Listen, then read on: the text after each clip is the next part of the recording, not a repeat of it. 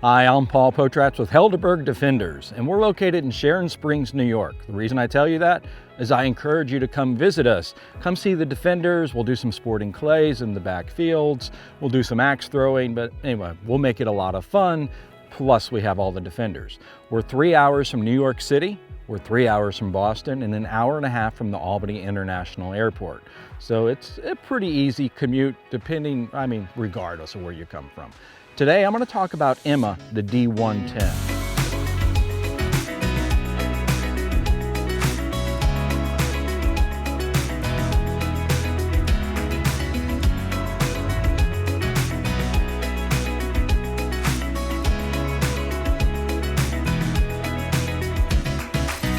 So let me talk about the engines. All we do is the 300 TDI for the US and the TD5 for Canada. We don't do the V8 or the Corvette conversions or the electric conversions.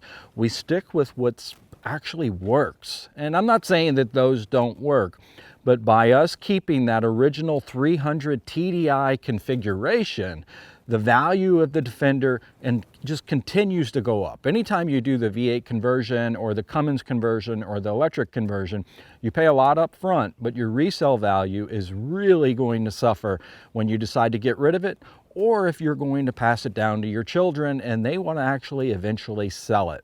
I mean, you guys know, whenever the numbers match, that's important. So let me talk about matching numbers.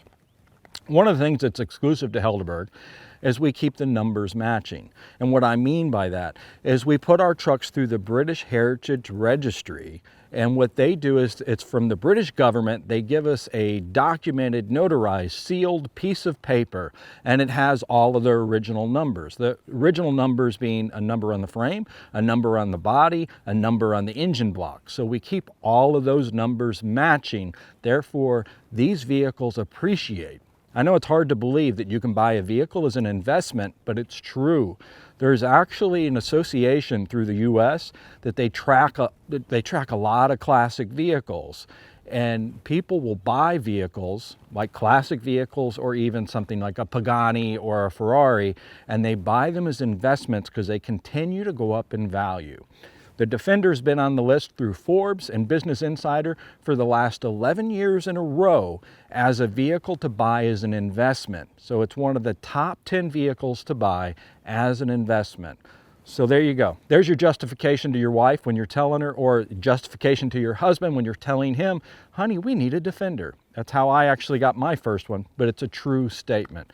Another thing too, and I'm not giving you tax advice, you have to research this yourself, but as of doing this video in 2021, the US government, IRS, has what's called a Section 179. It's a tax savings code. It's called the SUV tax.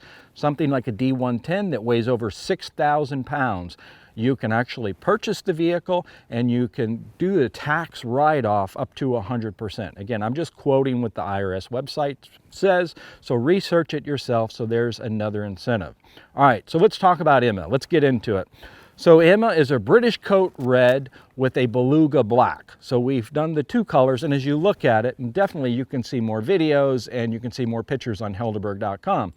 But with working with the client on this, we really talked a lot about how did we want to bring it all together, how did we want to make it work, and you'll see some black accents that complement the red.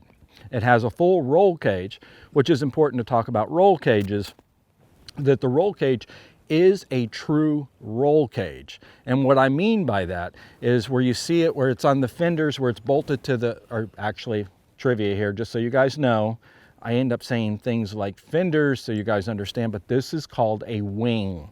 This fender, wing. So remember that. The top is called the bonnet and the windshield is called a windscreen. But on the wing right here where you see the roll cage that's bolted with the 4 bolts, and then in the rear quarters back there where it's bolted with the 4 bolts, it's actually cut out. And there's the bar that goes all the way through and it's bolted to the frame. So it really is a true roll cage. And surprisingly enough, I've seen a number of builds that they don't do that process, that they just bolt it to the body, so it's really for looks then. However, with Helderburg, it is a full roll cage that is very functional. So if you were off-roading and you were to roll it, you would understand and you would feel a little more comfortable, other than you're going to hurt the Defender, that you have a full roll cage. So the top of the vehicle, meaning the top of the roll cage, is around 81 to 82 inches with this roll cage. And while a Land Rover Defender, a D110, looks very large, I have a lot of people say, will it fit in my garage? Chances are it will fit in your garage. The only thing you really need to worry about is the height for that 82 inches roughly. But lengthwise, it's about the length of an F-150. So it's not really that large of a vehicle, but it definitely looks like it. And I think it's because it's a little more narrow and a little taller than most vehicles, but it's not that big of a vehicle. All right, so let's get into the motor. Let's talk about this. So what we do at Helderburg, we have 3 different versions of our motor performance package. Well, we have our standard 300 TDI, where we automatically upgrade the intercooler, and we do some other bits to give it more power, to make it more of a daily driver. But then you go to the next package. The next package is where we start to do even more. That's where we start to add the turbo, a VNT turbo, which is a modern technology, and it actually applies the turbo at the right point, makes the vehicle much more efficient, gives you more low-end torque, more mid-range torque, and increases the horsepower. And I'm asked that question a lot of times. How much horsepower is on a Helderburg Defender? Well, it's a diesel motor, so we don't really talk about horsepower, we talk about torque, because the diesel motor is designed to be able to pull. It's designed to be able to climb because of that torque. Horsepower does not equate to actually pulling power, off-road power. It's the torque that matters. And talking about the diesel motor a little farther, I have a lot of people say, well, can we actually do a gasoline motor? And I stay away from the gasoline motors just because I love the diesel motors, and the diesel's much more common in Europe. Therefore, they're a little easier to get. It's just in the US, we like those well, not we, but a lot of people like the gasoline motor. The diesel motor is a cleaner, more efficient motor. It will last longer, and you don't have to worry about the tune-ups, because then you don't have points, you don't have a coil, you don't have a carburetor, you don't have spark plugs, you don't have any of that. Diesel motor is a simpler motor by design. There's less moving parts, and diesel fuel, the combustion of it is not as aggressive, meaning that it's not quite the explosion. So a diesel motor runs a lot cooler, more efficient. You also get more miles per gallon. So something like this on Emma with diesel fuel, you will get into the mid to upper 20s per gallon with a diesel motor. Very efficient. Gasoline motor, you will get probably around 10 to 12 miles per gallon. You can actually watch the fuel gauge go down. So diesel motor, I love them. I can't really talk enough about them, but maintenance on a diesel motor is very simple. Cost of ownership is very low. The only thing you really need to do to the diesel motor is change the oil about 3,500 miles, and at that time when you're changing the oil, go ahead and change the fuel filter. And you can get the oil changed at a Jiffy Lube or any place that can do like a diesel Ford, diesel Dodge, diesel GMC or Chevy, because it's a very simple oil. It's just called a Shell Rotella oil that you can buy at Walmart, Advanced Auto, AutoZone, wherever. So very easy process. So moving into Emma, probably the first thing you notice with Emma is the tire on the bonnet. So working with the client, he said, you know, I used to have a Land Rover Series 109 and had the tire on the bonnet. I would like to recreate that. So kind of a flashback to the Land Rover Series, which, by the way, the Land Rover Series was the predecessor, the one that was before the Defender, and a lot of design elements on the Defender came from the Land Rover Series. This is also very commonplace that you would see this when you would see the Defenders out in the Outback or the Sahara or wherever, where they would keep their extra tire, one on the front, one on the rear. So it's really a splashback to that, or a flashback, I should say, not a splash. What am I thinking? But anyway, you get my point. So bonnet, and since we did that, you'll notice that the bonnet is a different design. It's not our normal Puma bonnet, Puma being the one that's raised in the top. This one is this is the Heritage bonnet, where it's actually lowered. So by us doing this, we had to build extra supports on the actual bonnet itself. Underneath, there's a steel plate on the underneath, there's a steel plate on the top that holds this tire in place. This tire is heavy, let me tell you. It's about 60, probably 60 to 70 pounds. So by us doing that, we had to build additional supports on the hinges on the back so it would hold, it wouldn't bend that aluminum, because the series trucks prior to this, it was just a simple steel wheel with a much narrower tire. It was nowhere near as heavy. And then when we raised the bonnet, we had to fabricate an actual prop rod, and the prop rod is 2 times the original prop rod, and we had to do a different mounting point on the inside of the bonnet and right here on the front, so it would support and it wouldn't bind that bonnet, pop the hinges, or actually warp the bonnet up. So that was a fun project in itself, being able to do that. You'll notice it has the checker plate on top. It's not called diamond plate. Diamond plate's in the States. Checker plate is a true British plate. So we did the black checker plate on top here. And the checker plate definitely does help, especially when you have a tire on top of your bonnet, because the top of these wings, it's aluminum. Keep in mind, the body of a Defender is all aluminum. So these can bend easily. So if you're in here changing the oil, and if the checker plate was not here, you could bend the top of the wings easily.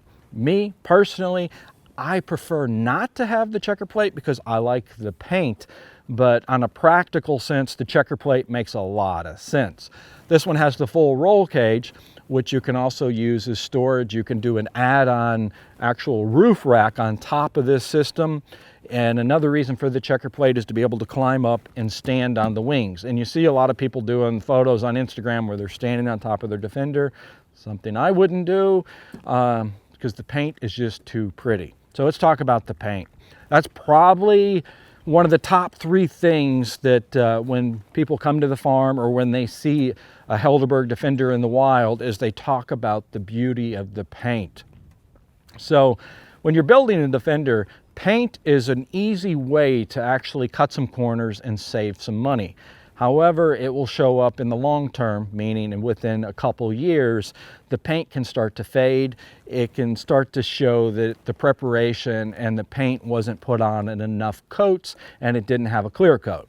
So anytime, and I encourage you to look at when you're looking at our pictures, to pinch and zoom, and you'll notice all of the lines are perfect. Everything is just lined up perfectly, and the paint is just brilliant. And that's because of the preparation that we're doing.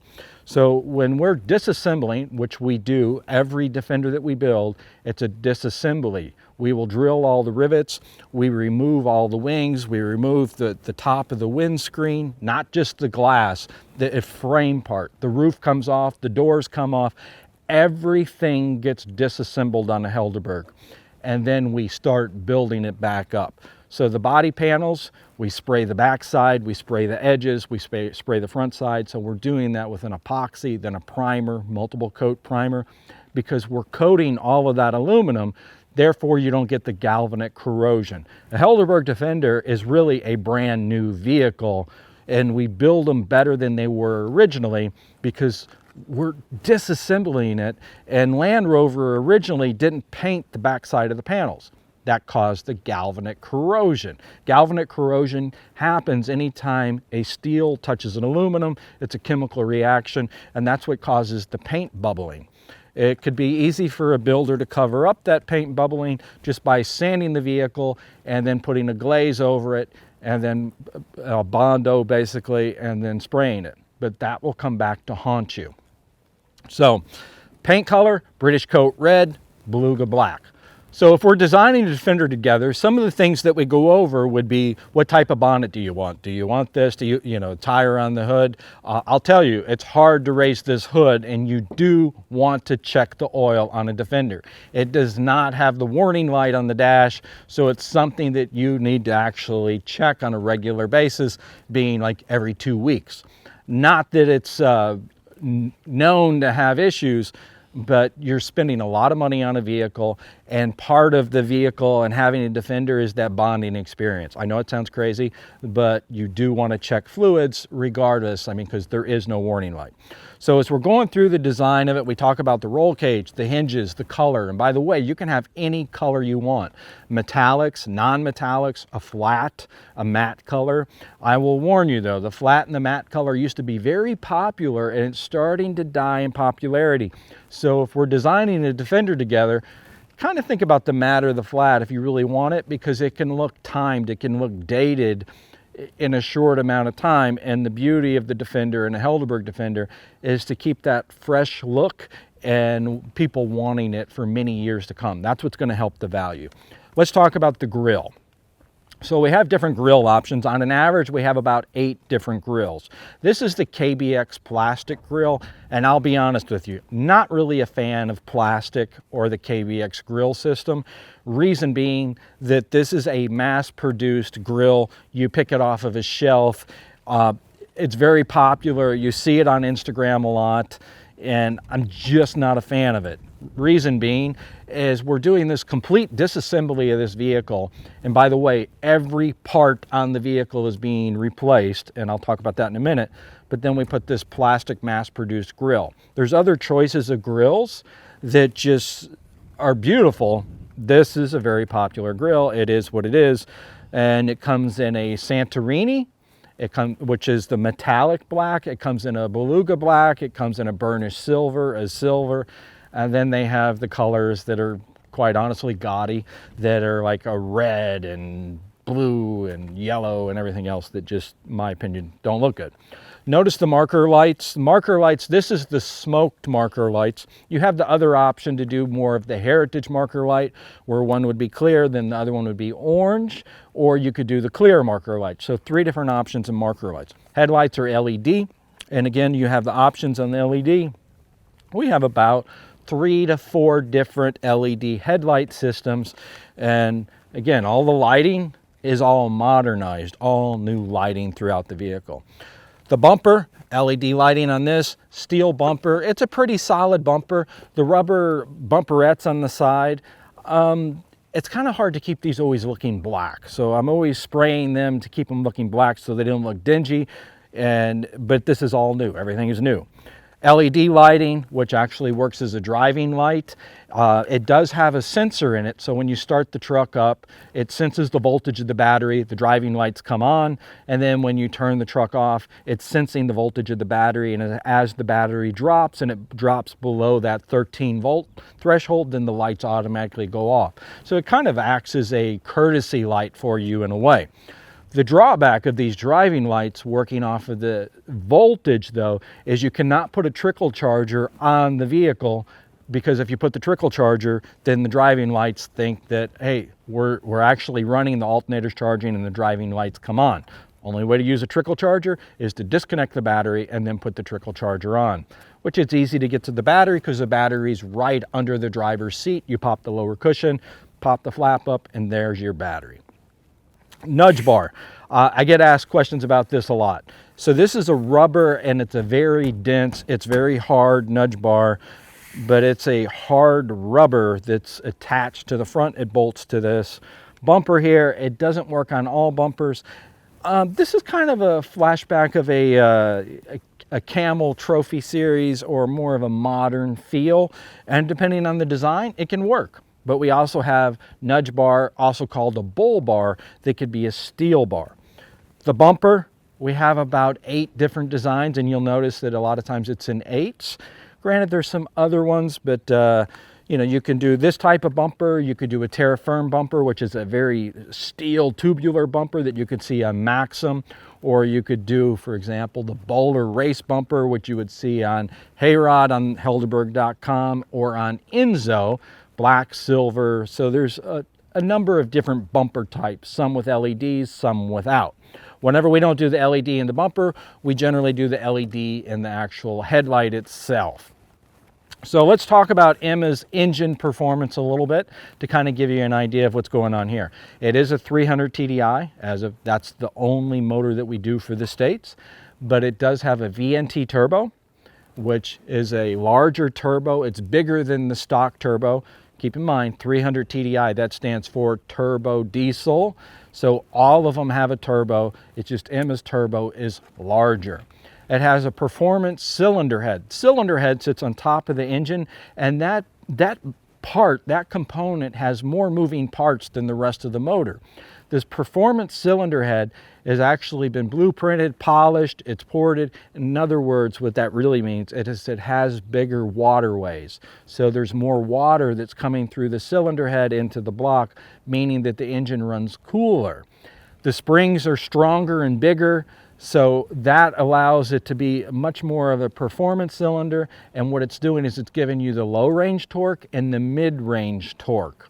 And then the injection pump on this has been modified. Injection pump is what's, just like it sounds, it's an injector pump, so it's pumping more fuel. The intercooler is a larger quad core intercooler system. The intercooler is like a radiator. It takes cool air in. The cooler the air, colder the air whenever you're working with a fuel, the more efficient that the motor will actually be. So after the injection pump, we move to the injectors. The injectors have a different spray pattern. Injector is what sprays the fuel into the cylinder head, and by the different pattern, what we're doing is it's a much finer mist of the diesel fuel that again helps the low end torque and the mid-range torque, producing more horsepower. And I know you're probably saying, Paul, just tell us what the horsepower is, because that's the way we grew up and we want to understand horsepower. Traditionally, a 300 TDI is around 106 to 109 brake horsepower. After we do all of the modifications on the performance, it's closer to 200 brake horsepower. And you're going, oh, wow, that's not a lot. But again, a Land Rover Defender is designed for the torque. It does not take a lot of horsepower to make something go really fast. And I'm not saying a Land Rover Defender goes really fast, because again, that's not what it was designed for. These things are as aerodynamic as a brick. I mean, look at the pitch of the windscreen. So while you can drive highway speeds, and I have driven one as a daily driver for a number of years, yes, I can do 70, 80, 85, 90 miles an hour. But that's not what the Defender is about. It's about enjoying the journey. It's about stopping. It's about seeing things. It's just about having fun, kind of relaxing. Even though for a number of years my commute has been 54 miles each way with a mix of driving, highway driving, city driving, country road driving, but it's a way to escape and enjoy. So I'll get off my soapbox on it, but yes, you can daily drive it. Yes, it can do highway speeds. It's fine with that, but I would not recommend trying to drive it like a Banshee all the time. It's tall, it's not aerodynamic, but it's a lot of fun to drive. So engine-wise, we covered all that. We talked about the VNT turbo, the performance cylinder head, the injection pump. So everything that we've talked about now, intercooler brings the cold air in, injection pump is pushing the fuel, the turbo is actually spinning the air up quicker, creating that forced pressure. The more air, the cooler the air, the more mid-range, the more low end, the more horsepower, if you really want me to say that word, horsepower. So we're talking about all that. So now we're creating that exhaust. Now, if you don't get the exhaust out quick enough, then it creates kind of a backflow, meaning that you lose some of the pressure. Therefore, we fabricated our own exhaust system that has a 3-inch downpipe, goes into a 2.5-inch downpipe, so we create a little back pressure. So our exhaust system is twice as efficient as a OEM exhaust system. And that brings me to a point where I have people go, well, what's some of the other things that's different about a Helderburg Defender? Well, first thing being, all the parts are replaced. And when I say all the parts, it's easier for me to tell you what we don't replace instead of what we do replace. So let me tell you what we don't replace. The frame is original, but we go through the frame, we do a steam clean to it, we do a sandblast, and then we do an etch primer, and then we do an epoxy. We don't cover it with the Waxall treatment, which is a very thick, waxy, oily stuff, because we want you to actually see the integrity of the frame. So our frames are painted. Galvanized frames, we don't do them. The point really is, why would you do a galvanized frame? This frame's been under this truck for 25 years, and if it doesn't have any rust, why would you do it? Keep the original frame with the original number. The engine block, we don't throw the engine block away and put a different one in. We work with that engine. We're replacing the parts on that engine, and the number matches the British registry. The number on the body. So a lot of the body we keep. The bonnet is new, of course. The doors are new because we're getting rid of those old doors that have the, you know, the tendency for galvanic corrosion, and that's where it's known to rust. On the rear of the truck, on the frame, that's called the rear cross member, where you see the bumper. Sometimes they rust, and if they do, we remove that and we put a brand new cross member on. So a Helderburg Defender has absolutely no rust. Another thing that makes a Helderburg is we're not, that kind of rhymed too, by the way. What we're doing is we're not going back with OEM parts, original equipment manufacturer parts, the original Land Rover parts, because those parts, quite honestly, a number of them are older in design, that they don't have the modern technology, the modern tolerances. So you're not getting the performance, you're not getting the daily driving performance, you're not getting the reliability. Not that these vehicles are not reliable, because they are, because they're a very simple design. There's no computer. It's a very simple 4-cylinder turbo diesel motor with a very simple transmission, and you can quite honestly work on one of these with a screwdriver, a hammer, and an adjustable wrench. And that's why you see them in Africa, in the outback, because the reliability. Land Rover itself has a black cloud, and that black cloud of where they're not reliable came when they started creating the Range Rover and the Land Rover Discovery with the Lucas electronics in it. There is no Lucas electronics in here. So a lot of performance parts that we've gone through. Suspension parts, polyurethane bushings, new hubs, new axles, new axle design, new front and rear differentials, new transmission. Something unique that we do, our transmission is actually has a different gearing, so it's more highway worthy. New transfer case has a different gearing, so therefore it's more highway worthy. The front and rear differentials, different gearing. So by us creating these parts that where we've done the different gearing and the modifications to a Helderburg Defender, it's better for the highway, but it's also quieter. So we talked about the front, the grille, the headlights, the marker lights, the nudge bar, the options, the bonnet, the checker plate here. The question I get a lot right here is where you normally see a vent. This is called a snow cowl. So this snow cowl, C-O-W-L, what it's really designed to do is if you're in a very cold climate, which by the way, this one's going to Michigan, so snow falling down, it keeps that vent open. Do you need it? It looks cool, so I've had them on my trucks in the past, but I also like the billet aluminum, which you'll see the billet aluminum on my other builds. Just go watch one of the other videos.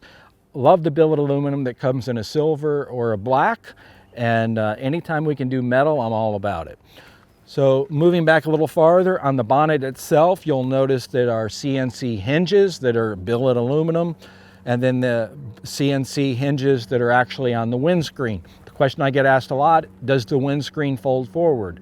The answer is no, not on this, but we can do hinges that allow you to fold it forward. However, it is illegal to drive a vehicle on the road when the windscreen actually folds forward. It might be a little uncomfortable too. All right, so we've talked about all the front. Let's move to the side. Hopefully I didn't miss anything on the front. The only thing I missed is the actual steering dampener protection plate. So we generally always do that, depending on the design. I think in the last 4 to 5 years, we've only went without the protection plate twice, and that's because it was a beach cruiser design, and we talked to the client, decided not to do it. The protection plate under here actually is black or silver, but we do have 3 different designs actually, just the way the whole pattern is. So everybody seems to love the protection plate. So moving to the side here.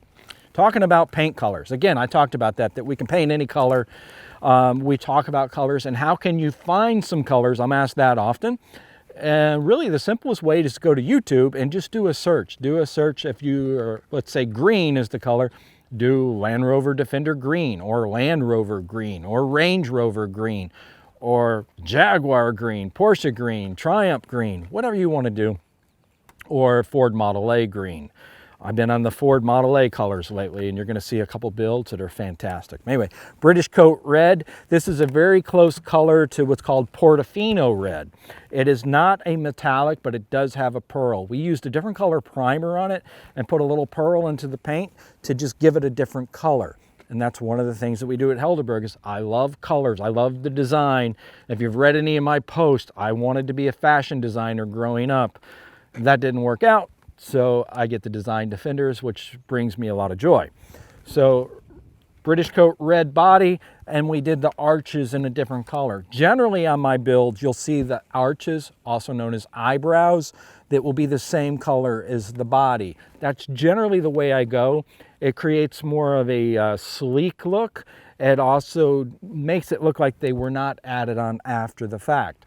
But that's not always the rule of thumb. You don't always have to stick to that, because it depends on the design and what you're trying to achieve.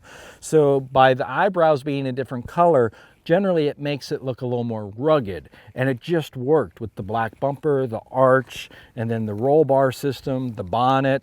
But you'll also notice moving on down right here, a lot of times on the Defenders, you'll see where this is flush. Again, all aluminum body, and this piece down here is aluminum.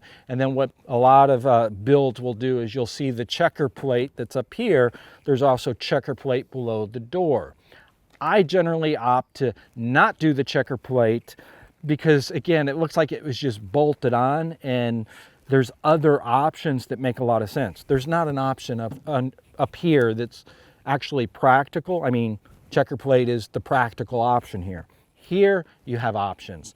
This is actually a solid steel, or actually aluminum, just a rail that runs under. So we removed the very bottom piece and put this on. This is a rock slider, and it's really cool. Not that Mark is going to take it and slide down any rocks, but it just looks good. The checker plate, whenever you attach it, it's actually bolted to the aluminum body, and it just picks up a lot of crap. It gets a lot of mud in there, and gravel and grit and sand and salt off of the roads. So, and I just like the feel. So if you notice the designs that I usually try to create, bumper comes across and I'm either matching the front to the rear or I'm matching the front to the side, that I create a black line that runs the entire bottom part of the truck. Moving over here, this is the Kbx Air Vent Plastic option. It is in Santorini. It has a little bit of metallic flake in it. Generally, I like the billet aluminum, and we have 3 different designs in the billet aluminum. A much wider grill in here, or actually, what would you call it? Yeah, grill, basically, meaning the actual mesh, a wider mesh and a tighter mesh. So that's, but I think it looks good. It looks good on this. The hinges, CNC billet aluminum. So these are custom done. These are done by hand, with the really nice brass washers in here for just a little splash of color, a little detail. And keep in mind, it's a bespoke build, so why not? Mirror arms are our standard mirror arms. They do not have the puddle lights in them. And then the mirror back, painting it black just to pick up some accents of the truck itself. Up here, you'll actually see our we'll call them our air conditioner flaps, but they're really not. They're just flaps. They are functional. They fold up. Cool air comes in, just a lever on either side of the cabin that you pop it, push it down, and the flaps open up. Of course, we remove these, we redo them. You'll see that the hinges are different, the bolts are different, the seals are new, and all that. So moving in down the door a little more, and I talked about this, what all do we replace? All of the actual felt inside the window is all new. The rubber trim is new, so everything's new. The glass is new. And we talk about different tints too. Our glass is a thicker glass than the standard Land Rover glass. Thicker glass means it will cut down on the sound, but the other option of this glass is it does not scratch. The original Land Rover glass was very prone to scratches. It scratches really easy, but this does not scratch easy. This is a 15% tint, and then when we move back to the second row, that's a much darker tint. That's a 70% tint. This is a factory tint. So if you're concerned about tinted windows in your city, your state, this is a factory tint, which makes it legal in your city and state. At least it should, but it's not an actual film applied to the window. It's done in the process between the laminate of the glass. So it doesn't scratch, it doesn't fade. It's a quality tint like you would see on a brand new Mercedes G-Wagon. So tinted windows, Standard door handles on this one. And when I say standard, I will refer to this on our build sheets as a Puma door handle. So these are new door handles, by the way, and the locking mechanism is new. Again, talking about all the things we replace. But with the Puma door handle, what we're doing is we're going to a modern design key. It's a bigger key. It's a more modern design, which also allows me to do the Helderburg key, which is a titanium key. It's a very nice key. And really the best part about it, what it is originally a Land Rover, you had a key for the door, you had a completely separate key for the ignition, and then a completely separate key for the gas cap, and then a completely separate key for the rear door. That's a lot of keys to keep up with.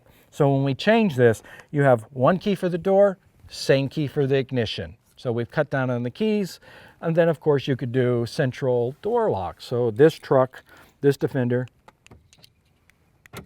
has central door locks. You can do power windows. This one has power windows. Question is, should I do power windows? Well, it's going to be a personal preference, and there is something really cool and classic and nostalgic about rolling the window down. I do like that, but it's up to you. It's a choice in the build of how we're doing it. So moving back to the vehicle, there's something that I want to point out, because I've been asked this question a lot of times. It's like, Paul, I see these little indents, I see these little indentations. Are those door dings? And it's like, no, you want to see this. And I talk about this a lot. So these little indentations that you see through here, these are called spot welds. So inside where the wheel well is at, these welds are done to actually hold everything together. You want to see this generally. If you don't see these spot welds, it's one of two things. Either the rear tub was replaced because it was in an accident or whatever. Not necessarily that that's a bad thing, but what you do want to be cautious of is this could be filled with Bondo. That you don't want, because the Bondo will start to crack over time. So a Helderburg Defender, you will see these spot welds all the way down around the gas cap, and then you will see these rivets at the top that we do paint the rivets. Another question I'm asked, why don't we paint these rivets? Because original Land Rover, original design, these rivets were not painted. And what I'm showing you here by not painting these rivets is this truck was disassembled. It was completely disassembled. We drill the rivets out and then we replace, and we go with a newer style rivet. They all look the same, but what we're doing is we're eliminating that chance for the galvanic corrosion. So these rivets are unpainted, but these rivets should be painted through here, because that's actually a flashback to the original design. However, I would like to do a build where we don't paint any of the rivets. It can look a little busy, but I think it's pretty cool.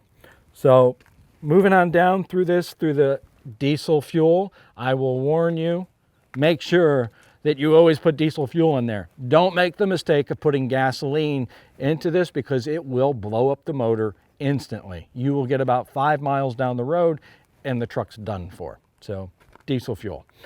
All right, so that's the front of the truck. The side of the truck, things that we can talk about design-wise would be the mirror arms, the style of the mirrors, if we want a larger mirror, the puddle lights, the hinges, the actual rock sliders here. We have 3 different designs of these. You can see a design on Hayrod, the D110 on Helderburg.com. You can see a different design on Enzo, the D130. So there's different designs of these rock sliders, and like I said, I just love these type of rock sliders.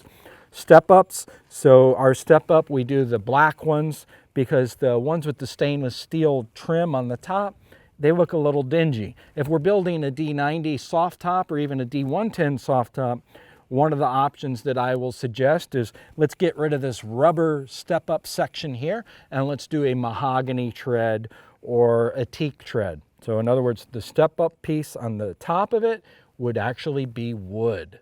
And it's just a fascinating design, matching the actual cargo area. All right, so that's the side. Let's move into the interior, because there's some really neat features in here that you won't see on another build. It's only on a Helderburg. Before we go on to the inside of him, I'm going to show you something just so I can kind of gloat for a moment, and you might find this interesting too. So one of the things that we do at Helderburg, we have the option for an upgrade key. The upgraded key, I will tell you that this key is very, very heavy. So if you look really close, and when you look at the Defender, when you look at the roof, you'll notice that the front part of the roof actually slopes down. And then if we look here, here's your Alpine windows. And then the rear part of it, where it slopes down, just like a, well, D110 or a D90. So it's a recreation of the roof of a Defender. So really excited about that. You have your Alpine windows, your sloping roof, and your sloping rear arches. It's a recreation of a Defender.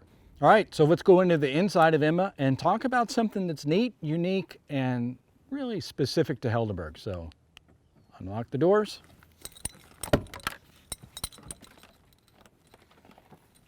And before I get into it, before I start telling you what's different, I'm just going to give you a moment to just scan the inside and see if you notice anything different.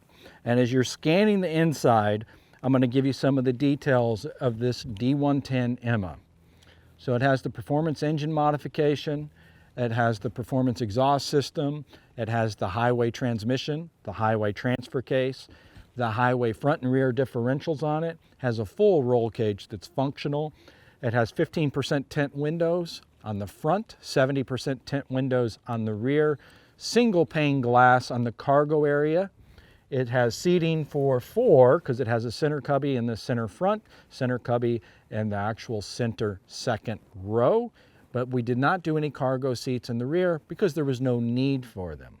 So looking on the inside, what do you notice? Of course, yeah, you notice the 7-inch Alpine touchscreen with the high fidelity sound system with the handmade in France Focal speakers.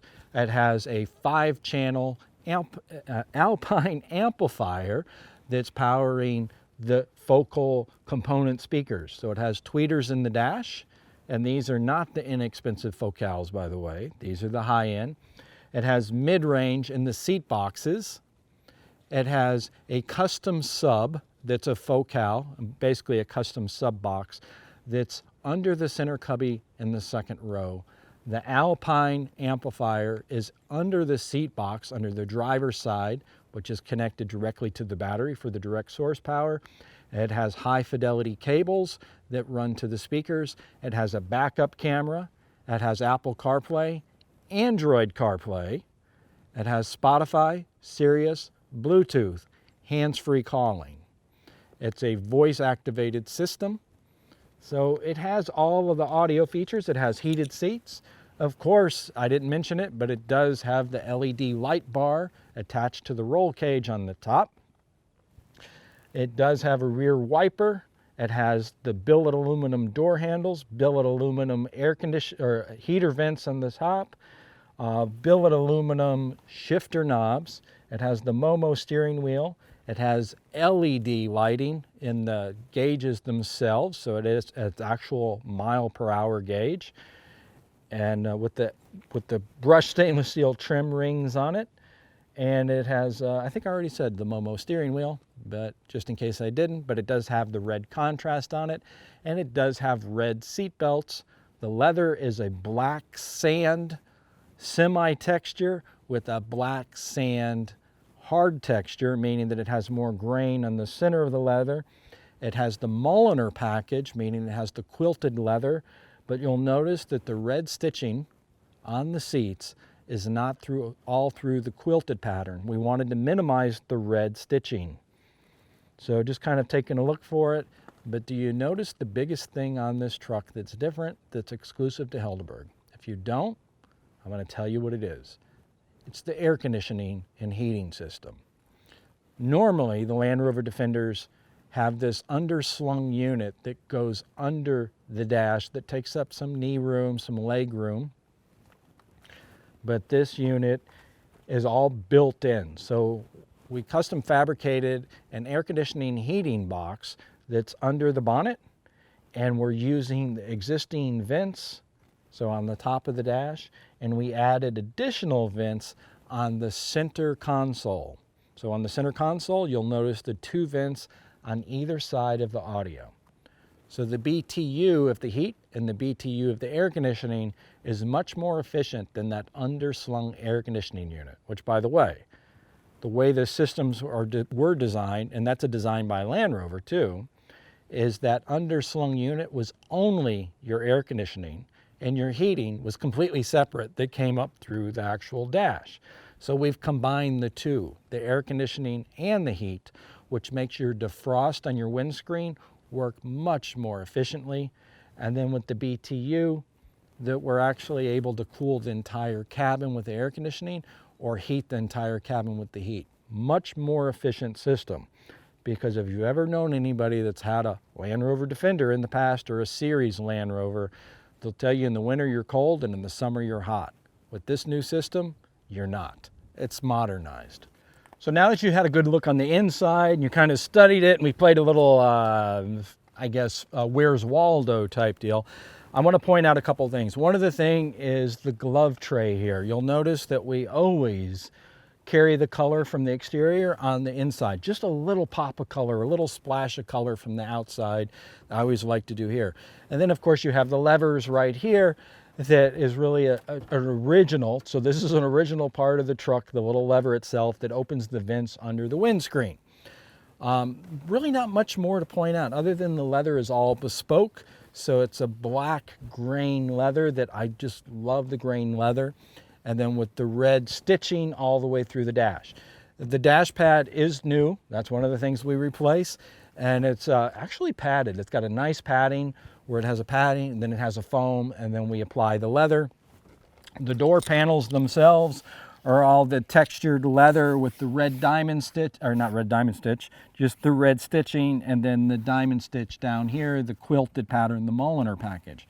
So talking about the cabin and the comfort though, what we do for the sound deadening, since this is a hardtop, we cover it with 3 layers of butyl rubber. So we cover the entire cabin, the roof, the doors, the floor. And then there's certain points that we cover it with an additional layer of foam. And that really makes everything really solid. I mean, if you've ever shut a door on a Porsche where it has that thunk, that's what a Helderburg Defender sounds like. It's a very solid sound. Normally, a Defender, when you would tap on it, would have a very tinny sound. So when you look at them, I mean, it's like, where could I do it? The front wing, if I was to tap on that, it would have that very tin sound. It sounds almost like a sardine or a Coke can. So that's a sound deadening. It does have Alcantara, which is a suede headliner. We have different color options. We have 12 different color options when it comes to the Alcantara suede. I can do a white, an off-white, a cream, just a gray, a black, a brown, a different browns. So there's 12 different colors. Alcantara suede is on the headliner itself. It also comes down the side of the doors, the pillars. It wraps around the rear cargo windows. And then of course the sun visors with a contrast stitch here. So there's a lot of craftsmanship and a lot of design that goes into it. I'm going to go on the other side. I'm going to sit in it. And I'm going to talk about seating, really seating adjustments and different options you can have to make sure that you're comfortable, even if you're 6'9". So we're inside the cabin. You can see it's a comfortable seating position. I have the Momo steering wheel. This is the smaller Momo steering wheel. We could definitely do the bigger one. We can do the wood steering wheel. We can do the leather wrap. By the way, the leather wrapped is all done by hand. Any of my wood steering wheels or my leather wrap steering wheels with the aluminum spokes, all done by hand. We have a couple different designs. We have the design that you see on a lot of builds that builders offer that have the rivets, and then I have a all solid walnut one, and then I have leather wrapped with different colors. So some mainstream wood ones, and then I have the exclusive Helderburg ones that actually has a big polished billet aluminum center, which is just, it looks like artwork. So sitting here comfortable. This Defender does not have the extended seat rails. So if I was 6'9", we could definitely do the extended seat rails that would get the actual seat back farther. It would take up some of the room for the passenger that's sitting behind that person that's tall, because there's not a tremendous amount of room behind the seat, but there's enough for an adult to sit back there. Again, this one has 4 seats because we did the center cubby.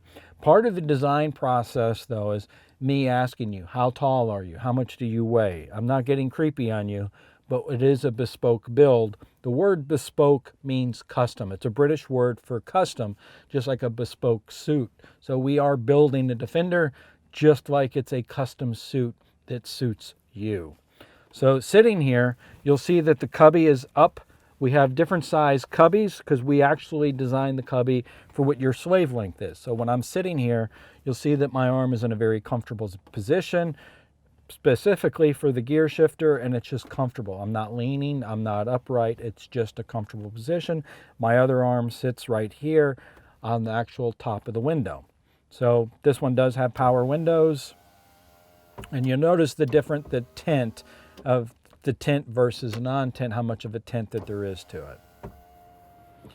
So looking at it, and I've said this a lot in the videos, but I think it's important because I've never really talked about it much. I talk a lot more about the lifestyle, but if you look around the cabin, look around the exterior, you will see everything that has been replaced, which is everything. The switches, the windshield washer sprayer switch, the actual turn signal, which by the horn is this switch right here, this toggle, you just push it in and that's your horn. And then the other switch, so everything this is all new. The gauges, new. The trim, new. The piece here, new. The dash, new. So everything is new in this cabin. There's nothing old. The seats, again, the foam is new. The springs are new. The seat is actually built for the client, which is, he's basically my size, except skinnier, but height-wise. So there, it's just really, it's a little bit of luxury is what it is. But keep in mind, a Land Rover Defender was designed as a farm truck. It was designed for farmers, but we put enough luxury in it so you can actually do the microphone right here, do your hands-free calling, the instrument. This is all touch screen. So right now I'm in reverse, so it's the rear camera, the backup camera is looking behind me, but I can take it out of reverse and then of course pull the brake. And now I have the touch screen through here where I have my radio, my Bluetooth, I have all the different components that I want on here. So windshield wiper, heated seats, and then of course the air conditioning vents. Right here is the control to actually fan speed, and then up here is the other control to be able to make the air conditioning come on, and then my toggle switch up here to be able to do the LED lighting across the hood. So that pretty much covers the inside. It's a comfortable, well put together, that when every time someone sees it, they always go, "What year is that? That's brand new, right? That's the new Defender." And I'm like, no, it's a 1995 or 96, depending on, it has to be 25 years old to come into the country legally. So it's a 25-year-old vehicle, but it looks like a brand new vehicle. So that's interior. Let's move to the rear of the truck, and I'll cover a few points there, and then this will end the video. So I'm asked the question a lot when I'm out and about and people are wanting to take pictures of one of the Helderburg Defenders is, can you raise the hood? So that's what I've done. I've raised the hood just to let you see what a 300 TDI looks like. So this Defender, Emma, the D110, you can see the Helderburg silicone hose system through there. You can't really see the performance head, but the performance head's under here, which really helps the low end, the mid-range torque. But some other things that I really want you to notice here. This truck was originally blue. So when we got it originally, it came from a winery in Italy, and you can't tell it was blue anywhere. So if you're looking at, for example, the bulkhead, we know it as a firewall, you'll see that it's red through and through, all the way down, all the way in under the body by the transmission, everything. You'll see that the wiring looms are new. You'll see that the fuse, the relays, everything is new through this. The screws, the bolts, even the seals for the back of the bonnet, everything is new. So this is one of the things that make it a Helderburg. One of the things too, you'll notice where it's all painted, the British coat red on the inside here on the bulkhead. Of course, these are galvanized steel right here. We paint those black. They don't hold paint as well, but I think we have a pretty good process to get it to hold the paint. But the point that I was wanting to make is where you see the bulkhead being in red, you'll see a number of builders that will paint under the hood. They'll paint this all black because it's much easier to just go through and spray it black that you don't have to remove all of the wires and the wiring looms and the different cabling and all that just to paint everything black. So we like to keep the color true to the exterior, showing that we put a lot of care and love into our build. But again, clutch slave, brake slaves, everything in here is an all new truck. So this is one of the things that makes it a Helderburg. So I'm going to show you a Helderburg exclusive. You probably see me talking about our brake systems. So we've put a few hundred miles on this brake system already, so the rotors are starting to set in already.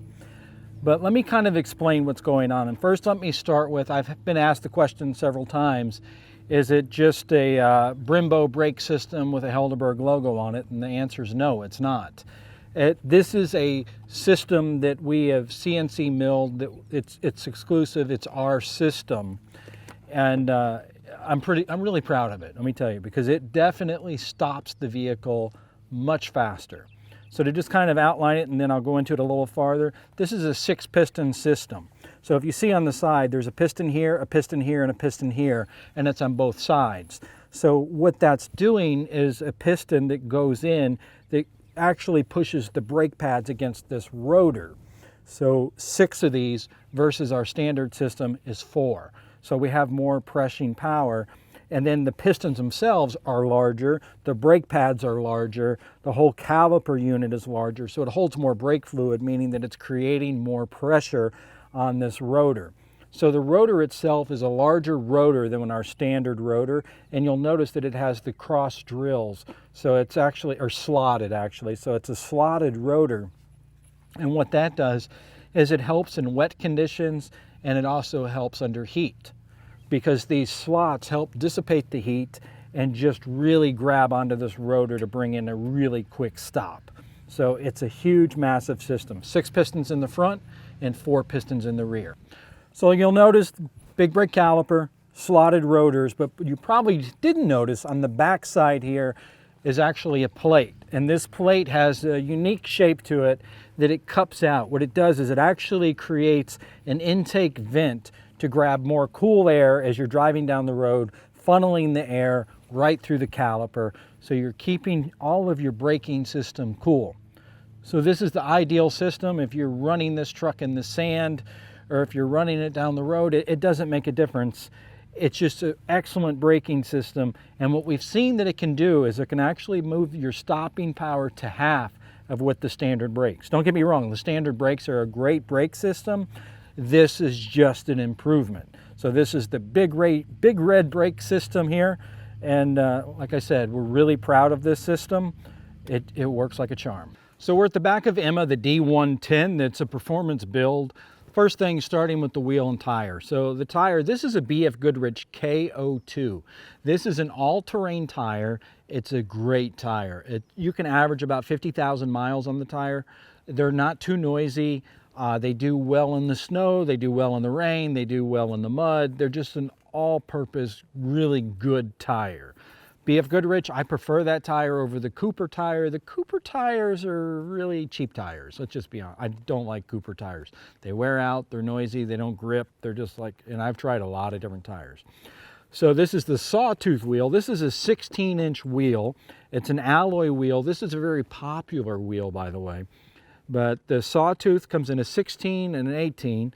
Talking about that, with this 16-inch wheel, what you will actually have is you'll have more rubber. The height of the rubber from here to here with a 16-inch, more rubber. So this is a nice tire. It gives it a little more rugged look on the outside. We can go to an 18-inch. So the 18-inch wheel would actually come up to about right here. You would have less rubber. So when you have a tire with more rubber like this, it's a little, let's say, more of a plush ride in a sense, because you have more rubber and it has a little give. So it's a more, it's more of a plush ride. When we go to the 18-inch, it increases the handling of the Defender. In other words, you're turning and you're cornering because you have less rubber, and keep in mind, rubber is flexible, so there's not as much flex in the sidewall of the tire on an 18 because you're filling it up with more wheel. But a 16 to an 18-inch wheel, the overall diameter is essentially the same. So if you go to an 18-inch wheel, it doesn't mean you have overall height that's going up. The height is staying the same. It's just, do you want more cornering, more handling, or do you want more of a plush ride? Again, the 16 is going to look a little more rugged. It just looks a little more classic Land Rover Defender. Wheel styles, I have about 10 to 12 different wheel styles, and I say 10 to 12, and you'll notice that the numbers will change because I'm talking about the availability. Right now, as of 2021, that we're in almost July, supply chain is still a serious concern, that we're struggling getting wheels and tires and roll cages and glass, and I won't bore you with all that, but supply chain is an issue. So looking at the back end of it, you'll notice that we have the ladder here that goes to the top. It does have like a really sandpaper type stuff on it, so you can actually climb up. Not a bad design, the way it actually attaches to the safety devices roll bar system. This is a 6-point roll bar system. So still staying in the back, you'll notice it has tinted glass. This is a factory tint with a rear defrost, and then tinted glass here.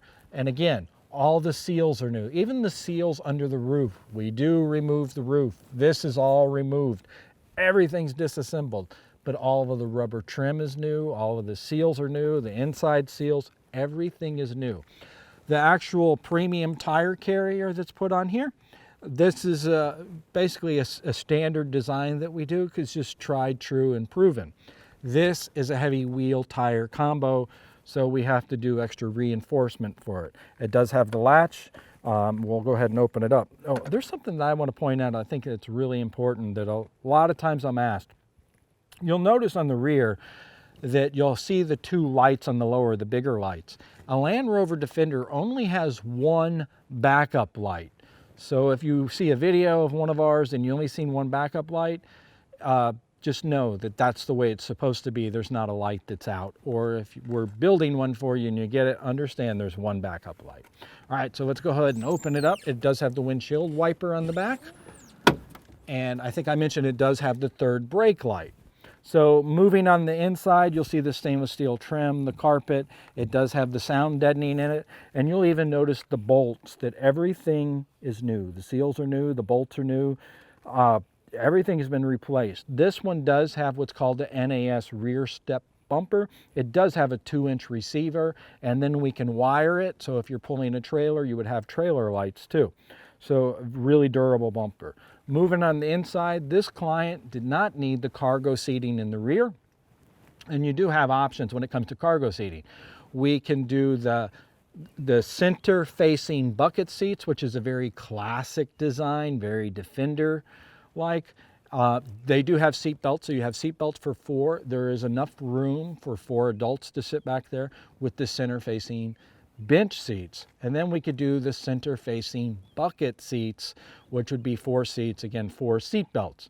Those are out a little farther, so it does take up a little bit of knee room for 4 adults. So again, he did not need it, so we said let's just keep this area open so he can keep his camera gear and his hobbies and his interest, and just keep it open. There's no need to actually have it. So moving into the second row, you'll notice it has 2 buckets, and then it has a center cubby. But looking at the center cubby, you'll notice that it actually has a platform that it's sitting on. We custom built the platform and did it in carpet, covered the inside with a foam, and that's where the subwoofer's at. So there's a subwoofer in that box, and then we've created more of a bass sound.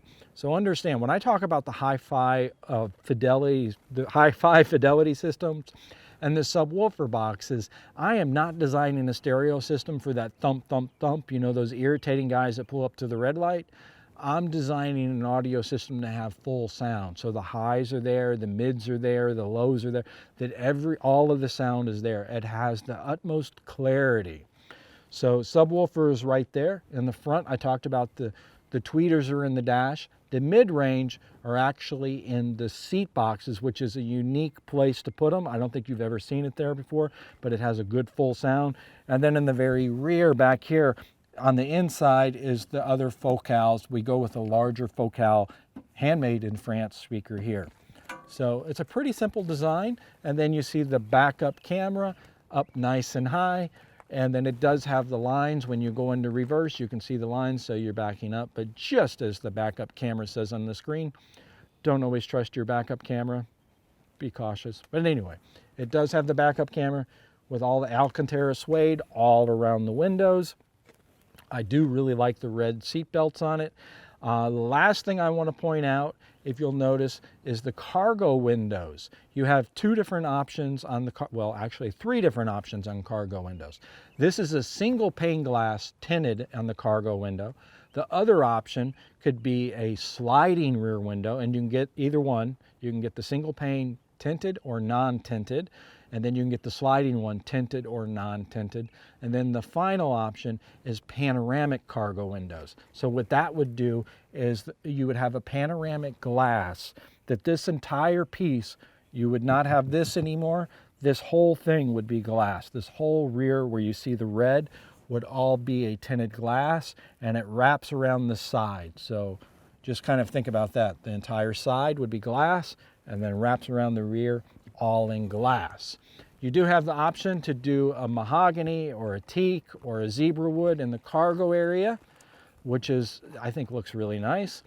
And then of course you could do a panoramic roof, which really brightens up the inside of the cabin and looks great. The panoramic roof does not open, and it's a double pane glass with a glazing.